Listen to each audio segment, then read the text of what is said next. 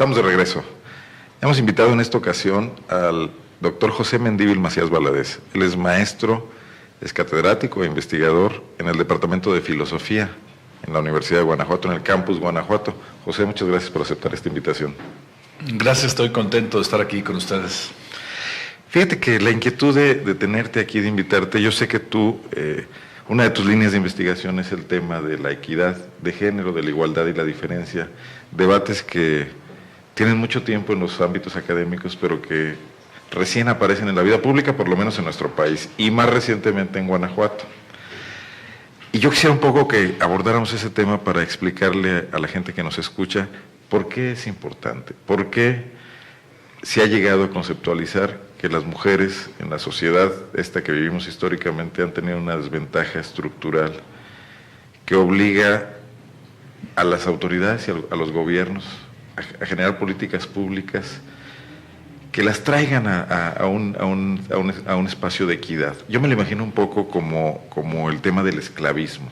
O sea, el esclavismo fue visto como una normalidad durante mucho tiempo, hasta que se determinaron políticas para abolir la esclavitud, y luego hubo que hacer una serie de acciones, porque había costumbres sociales que mantenían esa situación. Ya nomás para terminar esta introducción, yo escucho, por ejemplo, al gobernador Miguel Márquez, que lo ha dicho, plantear, bueno, es que este es un tema cultural, no es del gobierno, cuando cambie la cultura, se acabarán los problemas de la violencia contra las mujeres, por ejemplo, ¿no? Quisiera que tú, que estudias esto detenidamente y que tienes una visión histórica de un análisis profundo sobre el tema, nos abras el panorama, ¿no? Sí, bueno, el problema es que no solo es un problema cultural, que también lo es, sino que también es un problema estructural de la sociedad. La sociedad está estructuralmente organizada para que haya ventajas de unos y desventajas de otros. No solo por el género. Ahí no solamente por el género, pero me refiero efectivamente en este caso al género. Pensemos en el ámbito económico. El ámbito económico, el de los ejecutivos de las empresas, está hecho para hombres, está hecho para una cultura masculina, agresiva, que llaman emprendedora, pero que en realidad también tiene su parte autoritaria. Entonces toda la cultura empresarial, por poner un ejemplo, ¿sí?, está rodeada de características masculinas que debe tener el ejecutivo o la ejecutiva que triunfa y que tiene éxito, y no se ponen a pensar que puede ser más exitoso, qué características, por ejemplo, femeninas, propiamente femeninas, al entrar en la empresa nacen más productiva, más eficiente y hacen que tengan otros puntos de vista no masculinos y que también mejoran la productividad, pero que sin embargo no están consideradas. Entonces, y la estructura productiva pues es una parte esencial de la estructura social, por no hablar, bueno, de instituciones que tradicionalmente no se han abierto a los temas de género, como la iglesia misma, pero también los gobiernos, las universidades, la Cámara de Diputados, es decir, todas las relaciones políticas, hay una minoría, ¿no? Una minoría en un género que es histórica y estructural. No sé si quepa decir, José, durante muchos siglos la principal actividad productiva y pública fue la guerra, y la guerra era un asunto de hombres, y parece que eso es un poco algo que mantenemos como un atavismo, ¿no?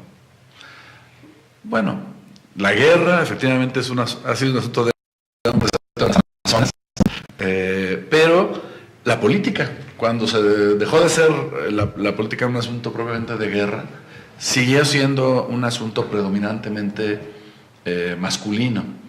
Y efectivamente, esas son las cosas que son difíciles de cambiar, que tienen que ver con la cultura, pero también tienen que ver con la forma como se estructuran las mismas instituciones y que dividen ciertas características consideradas masculinas o femeninas y les dan preponderancia a ciertas actitudes, formas de ser, que efectivamente, en el caso de lo económico, son más agresivas. Finalmente, lo económico también es una especie de guerra. Estamos en una sociedad y lo político, hipercompetitividad, bueno, y lo político, bueno. Que es la guerra por otros medios, según decía algún teórico alemán, ¿no? Bueno, sí, pero esta hipercompetitividad genera esta necesidad de una forma poco colaborativa, pero más agresiva, ¿no? y que no sé si estés de acuerdo, ha mostrado ya limitaciones.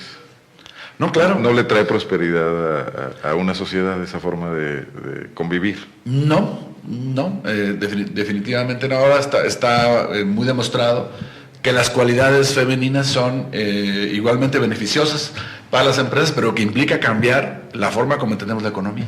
Si cambiamos la forma como entendemos la economía, podemos encontrar las ventajas de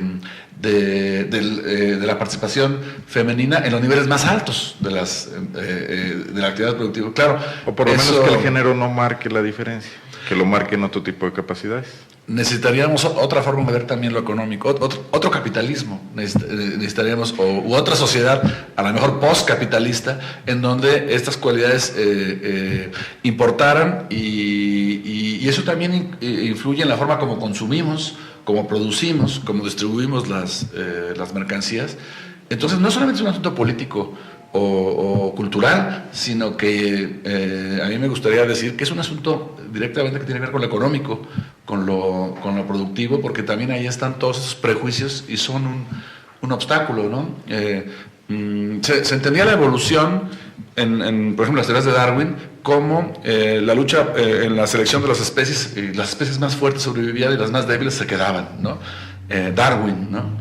Y ahora los biólogos, las biólogas también, ven que la cooperación entre las especies, dentro de la misma especie de los animales y de ciertos animales con otras especies, los hace ser más exitosos desde el punto de vista de la evolución natural.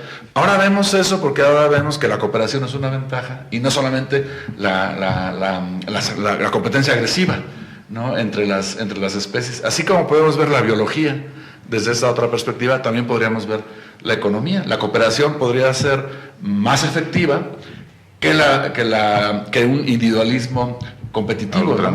Y claro, eso tiene que ver con lo femenino, porque las mujeres son más capaces de cooperar, son más compasivas y son más comunitarias.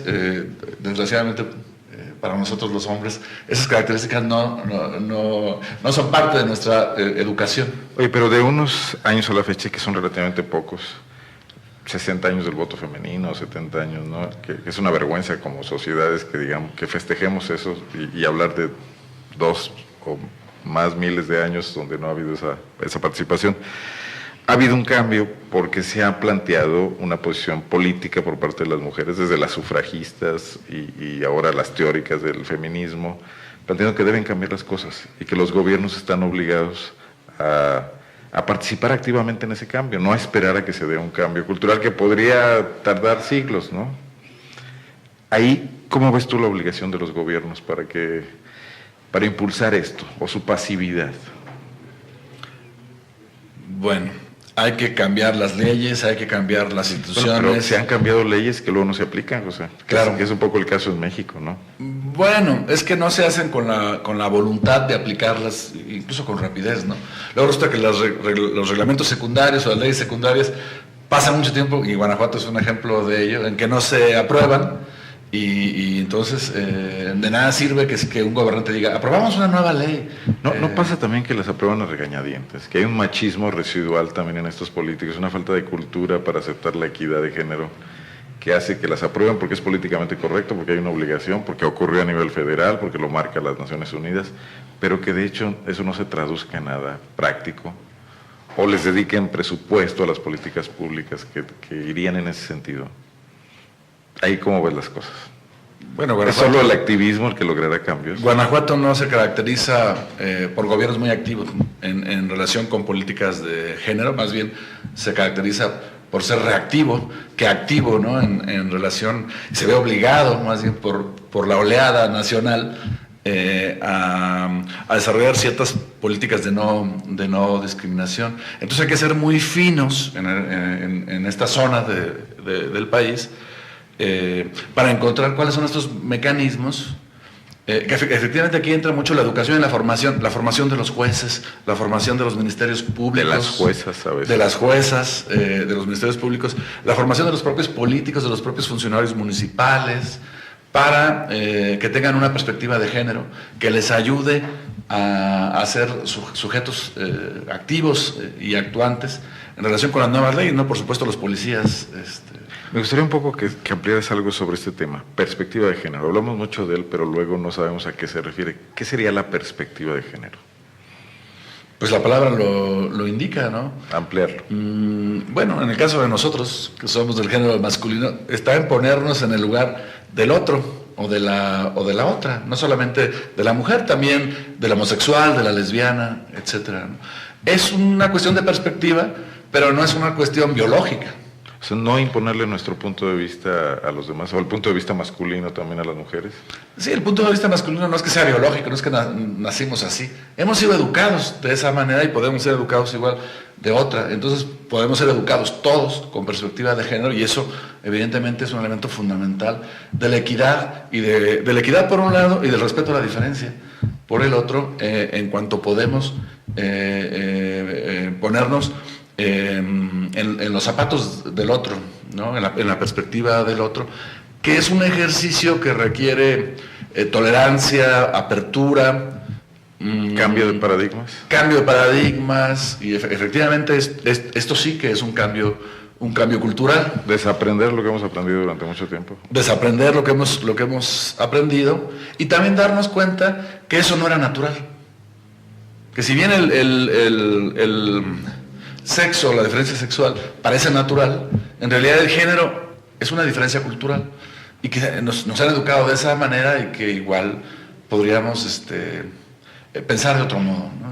Esta capacidad de pensar de otro modo no es fácil, no es algo que se consiga, y que requiere procesos que tienen que ver con todos los intersticios de la sociedad, con todos los aspectos, incluso los más pequeños.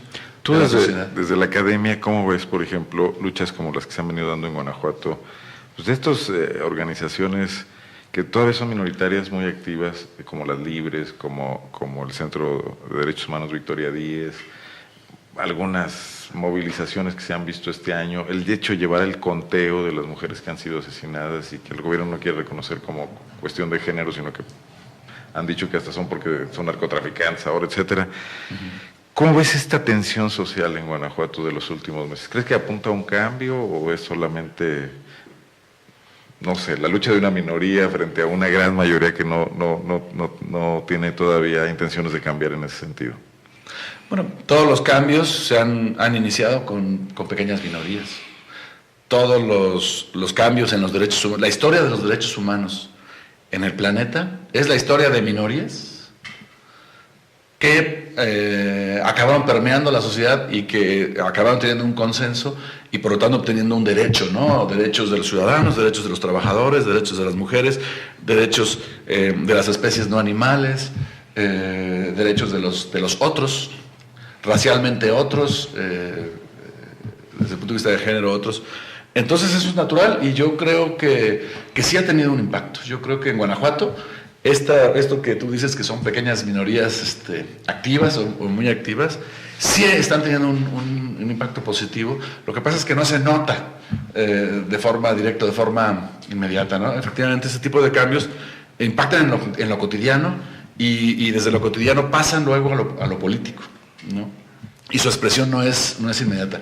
Yo sí soy optimista en relación con el efecto que puede tener grupos de derechos humanos, Amnistía Internacional, Greenpeace, movimientos feministas. Bueno, aquí ya se ha notado, creo que sin esa lucha el gobierno del Estado, el gobierno de Miguel Márquez no hubiera aceptado asumir un protocolo de las Naciones Unidas, que es bastante, digamos, decente para el problema de la violencia contra las mujeres. Ahora falta que cumpla su palabra de dotarlo de fondos, ¿no? Pues sí, yo creo que hace falta mucho por hacer, ¿no? En Guanajuato, pero sobre todo se requiere que los ciudadanos paren las orejas, estén a la escucha y sean más sensibles al dolor, a la humillación, no solo de las mujeres golpeadas, de las mujeres asesinadas muchas veces por sus propias parejas, por sus propios maridos, por ejemplo también los migrantes, ¿no? Y esto requiere toda una sensibilización que no es dominante, efectivamente, en México, pero que con el tiempo esto va a ir caminando, ¿no? Ahora vino a León el padre Solalinde y vino a decir que la cultura de la iglesia del Bajío era muy machista, por ejemplo, ¿no? Por la Iglesia Católica, lo mencioné. Por la Iglesia Católica, entonces, por claro, el ascendiente que hay. él se dedica al tema de los migrantes con muchísimo éxito, con una gran personalidad, pero no está por demás hablar de las otras formas de discriminación que son también básicas o que aparecen como muy originarias en esta zona del Bajío, ¿no? Hay encuestas que muestran ciertas actitudes de las mujeres a nivel nacional, del INEGI, por ejemplo, incluso, que muestran que Querétaro, Aguascalientes, Guanajuato, ciertas zonas de Jalisco, son de las más atrasadas en la relación entre las parejas, ¿no? Y que las mujeres, por ejemplo, no pueden salir de casa sin permiso. Esta del marido, ¿no? defensa de la familia, a la que apela mucho cierta ideología conservadora, que en Guanajuato pues tiene el gobierno, es un bastión contra el avance o para frenar este tipo de violencia, ¿no? Porque se piensa que es una violencia privada y que no le compete al ámbito público. No sé cómo lo ves tú. Bueno, es que este asunto del familismo, bueno, primero la familia debe ser democrática, y en la familia hasta los hijos deberían tener voz y voto, y por supuesto la mujer y el hombre igual que los otros, ¿no? Pero efectivamente se oscurece por la forma como se quiere interpretar a la familia. Ahí se oculta un poder, un dominio masculino, y la posibilidad de alguna manera de castigar a cualquier mujer que salga del patrón tradicional, o la idea de que una mujer que sale del patrón tradicional merece ser castigada. Y efectivamente esas son las ideas que hay que sacar de la cabeza de las personas. Ninguna mujer merece ser violentada. Y para empezar, de quienes ejercen la autoridad. José, antes de terminar me gustaría que nos comentaras brevemente sobre este seminario de género que va a llevarse a cabo en el Departamento de Filosofía de la Universidad de Guanajuato el próximo año. Sí, tenemos un seminario de género, masculinidad y feminismo. No nada más es sobre feminismo, es sobre masculinidad también, que es del Departamento de Filosofía, pero que se va a efectuar en el Departamento de Idiomas, atrás del edificio central, en la calzada de Guadalupe, atrás arriba del edificio central, los jueves en las tardes, todo el semestre. Cada 15 días vendrán destacados investigadores internacionales y también nacionales, y los otros jueves de 4 a 8 van a ser talleres de discusión. ¿Algunos investigadores de los que recuerdes el nombre que viene? Bueno, de España viene la doctora Ángela Sierra, María José Guerra, viene Rubí de María, de la Nicolaita de Michoacán, viene un profesor de Dublín, de Irlanda, también. Y bueno, tenemos un elenco, la doctora María Christiansen, que bueno, es argentina, pero trabaja con nosotros en la Universidad de Guanajuato. ¿Este seminario cerrado únicamente a alumnos inscritos en el departamento, la posibilidad de que acude a gente externa? No, es optativo y lo pueden tomar, de hecho lo están tomando también de administración pública, de otras facultades, y está abierto, de hecho es gratuito, y está abierto todos los jueves de 4 a 8 en el auditorio de idiomas, del Departamento de Idiomas de la Universidad de Guanajuato. Están todos invitados. ¿Los jueves? Los jueves de 4 a 8. De 4 a 8, muy bien. En el calendario escolar del próximo Arrancan semestre. en enero. Arrancamos a finales de enero, sí, y hasta junio.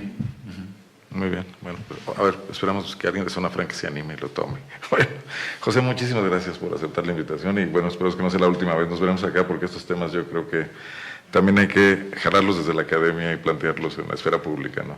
Que la academia es esfera pública, pero bueno, más pública. Claro, no, pues gracias por la invitación aquí, yo encantado de venir aquí a Zona Franca. Muchas gracias, es José Mendívil, el doctor José Mendívil Macías Valadez, Departamento de Filosofía de la Universidad de Guanajuato. Yo regreso después de estos mensajes.